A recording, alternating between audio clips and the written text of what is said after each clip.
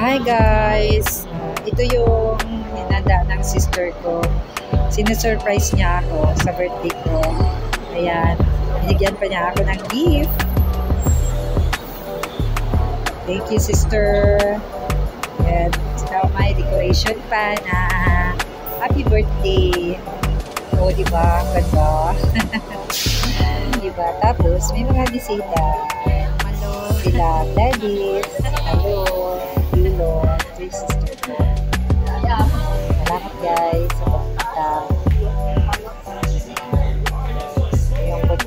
So ito yung kunting salo-salo sa birthday ko.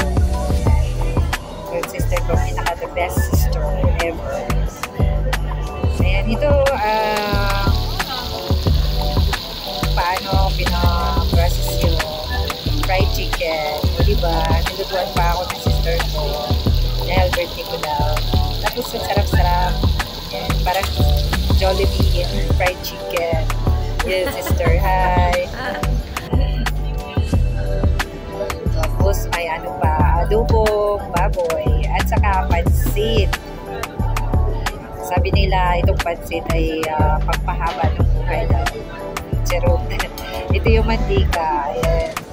So, ganito, minamarinate nila yung chicken, tapos ilalagay sa may itlog, tapos ilalagay niyan sa